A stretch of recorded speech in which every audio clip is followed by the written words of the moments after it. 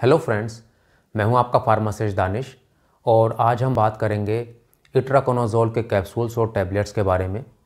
Friends, itraconazole ये ट्राइएज़ोल group की एक एंटीफंगल मेडिसिन होती है। इसको फंगल इन्फेक्शंस और यीस्ट इन्फेक्शंस को ठीक करने के लिए यूज़ किया जाता है।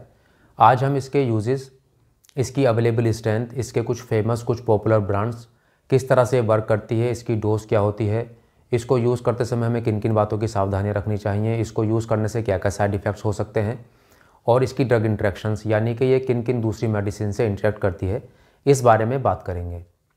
फ्रेंड्स, वीडियो शुरू करने से पहले आपसे छोटी सी रिक्वेस्ट है कि अगर आपने अभी तक मेरा channel creative health care subscribe नहीं किया है तो प्लीज़ मेरे चैनल क्रिएटिव हेल्थ केयर को सब्सक्राइब करें और नोटिफिकेशन बेल को भी प्रेस करें, जिससे कि मेरा जो भी नया वीडियो आए उसका नोटिफिकेशन आप तक पहुंच जाए।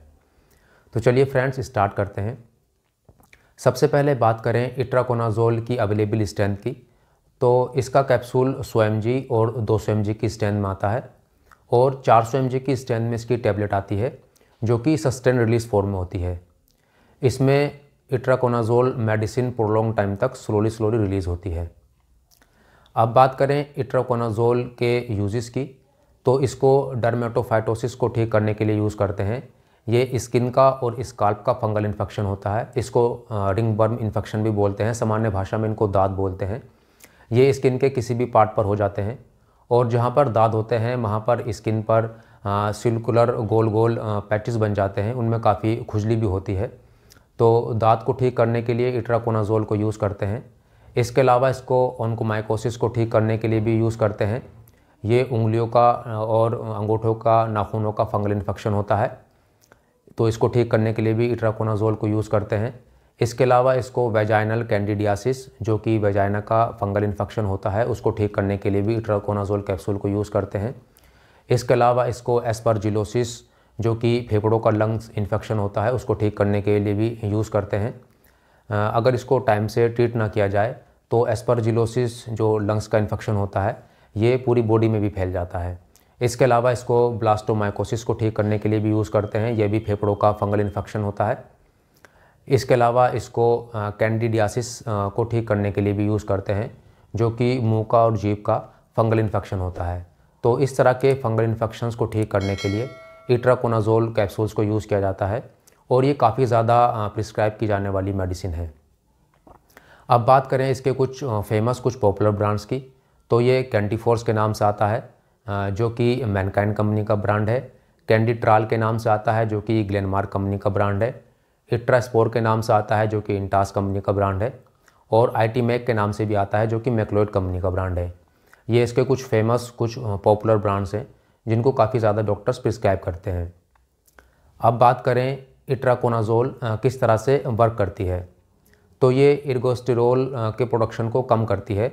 इर्गोस्टेरोल ये फंगस की जो सेल मेम्ब्रेन होता है उसका मेन कंपोनेंट होता है और ये सेल मेम्ब्रेन फंगाई की सर्वाइवल के लिए बहुत ही एसेंशियल, बहुत ही ज़रूरी होती है।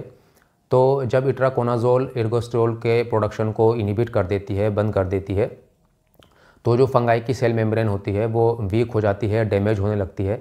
इस तरह से आहिस्ता आहिस्ता फंगाई डेड हो जाते हैं। तो इस तरह से इट्राकोनाज़ोल वर्क करती है।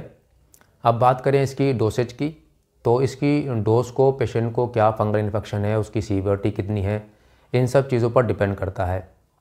अलग अलग फंगल इन्फेक्शन में इसकी अलग अलग डोज होती है। जैसे वेजाइनल कैंडिडियासिस में इसके 200 mg के कैप्सूल को दिन में 2 बार सुबह शाम खाना खाने के बाद 3 दिन तक दिया जाता है।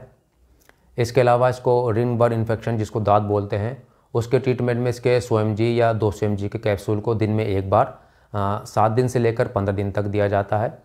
और जो उंगलियों का, नाखूनों का जो फंगल इन्फेक्शन होता है, जिसको ऑन्कोमाइकोसिस बोलते हैं, उसको ठीक करने में इसकी 2 तरह की डोज होती हैं। जो पहली डोसेज होती है उसमें इसके 200 mg के कैप्सूल को दिन में 1 बार खाना खाने के बाद लगातार 3 महीने तक दिया जाता है। और जो उसकी दूसरी डोसेज होती है उसमें इसके 200 mg के कैप्सूल को दिन में 2 बार सुबह शाम 7 दिन तक दिया जाता है। फिर 1 महीने का गैप करने के बाद दूसरे महीने इसके 200 mg के कैप्सूल को सुबह शाम 7 दिन तक दिया जाता है। फिर 1 महीने का गैप करने के बाद फिर तीसरे महीने इसके 200 mg के कैप्सूल को दिन में 2 बार सुबह शाम 7 दिन तक दिया जाता है। यानी कि इसका जो कोर्स होता है वो 3 महीने का होता है और हर महीने 7 दिन इसके 200 mg के कैप्सूल को दिन में 2 बार सुबह शाम खाना खाने के बाद दिया जाता है। तो अलग अलग फंगल इन्फेक्शन में इसकी अलग अलग डोज होती है। तो ये जिसकी डोज डॉक्टर पेशेंट को क्या फंगल इन्फेक्शन है, उसकी सीवियरिटी कितनी है, इन सब चीज़ों को देखने के बाद ही इसकी डोज को डॉक्टर प्रिस्क्राइब करते हैं। अब बात करें इट्राकोनाज़ोल कैप्सूल से होने वाले साइड इफ़ेक्ट्स के बारे में, तो इसको यूज़ करने से कुछ साइड इफ़ेक्ट्स भी आ जाते हैं, जैसे कि उल्टी का आना, मतली का आना, इसके अलावा सिर में दर्द का होना, डिजीनेस यानी कि चक्कर घुमेर का होना, हाइपोकैलीमिया का हो जाना, थकान ज़्यादा महसूस करना, भूख में कमी आना और किसी भी तरह की कोई भी एलर्जिक रिएक्शन का होना। अगर आपको इट्राकोनाज़ोल कैप्सूल यूज़ करने के बाद इस तरह के साइड इफ़ेक्ट्स आ रहे हैं तो आपको अपने डॉक्टर से या अपने फार्मासिस्ट से ज़रूर कंसल्ट करना चाहिए। अब बात करें इट्राकोनाज़ोल कैप्सूल्स को यूज़ करते समय हमें किन किन बातों की सावधानियाँ रखनी चाहिए।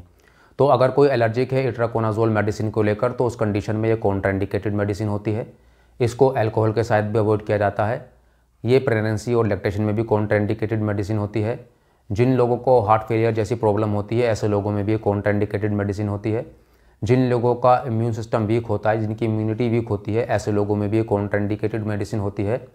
और जिन लोगों को किडनी की या लीवर की कोई बीमारी, कोई डिसीज़ होती है, ऐसे लोगों को इट्राकोनाज़ोल को डॉक्टर से कंसल्ट करने के बाद ही यूज़ करना चाहिए।